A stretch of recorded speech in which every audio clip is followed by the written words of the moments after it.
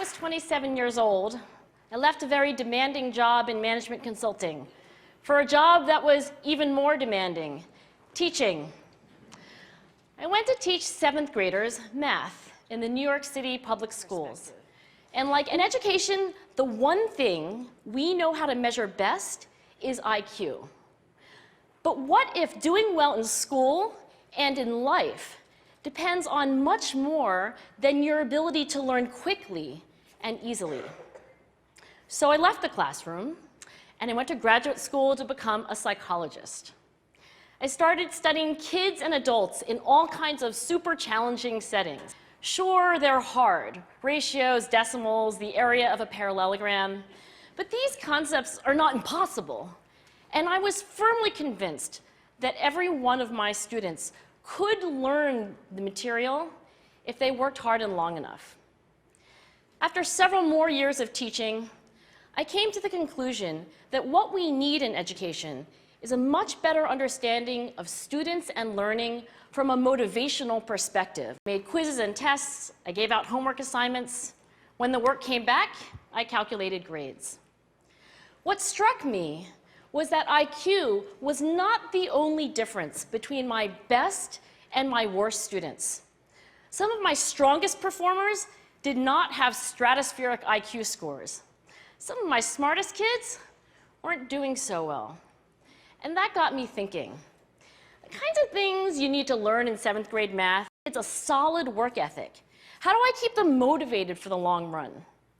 The honest answer is, I don't know. What I do know is that talent doesn't make you gritty. Our data show very clearly that there are many talented individuals who simply do not follow through on their commitments. In fact, in our data, grit is usually unrelated or even inversely related to measures of talent. So far, the best idea I've heard about building grit in kids is something called growth mindset. This is an idea developed at Stanford University by Carol Dweck, and it is the belief that the ability to learn is not fixed, that it can change with your effort. Dr. Dweck has shown that when kids read and learn about the brain and how it changes and grows in response to challenge, they're much more likely to persevere standardized achievement test scores, even how safe kids felt when they were at school. So it's not just at West Point or the National Spelling Bee that grit matters, it's also in school, especially for kids at risk for dropping out. To me, the most shocking thing about grit is how little we know, how little science knows about building it. Every day, parents and teachers ask me, how do I build grit in kids? What do I do to teach me wrong, to start over again with lessons learned? In other words, we need to be gritty about getting our kids grittier. Thank you.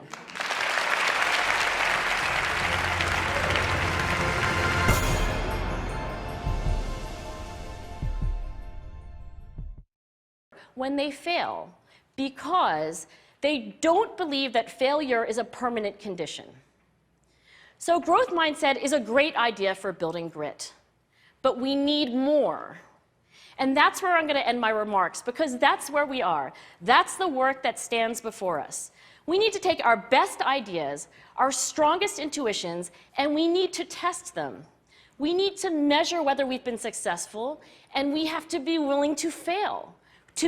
And in every study, my question was, who is successful here and why? My research team and I went to West Point Military Academy.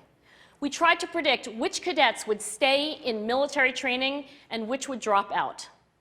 We went to the National Spelling Bee and tried to predict which children would advance farthest in competition. We studied rookie teachers working in really tough neighborhoods, asking which teachers are still going to be here in teaching by the end of the school year. And of those, who will be the most effective at improving learning outcomes for their students? We partnered with private companies asking which of these salespeople is going to keep their jobs and who's going to earn the most money.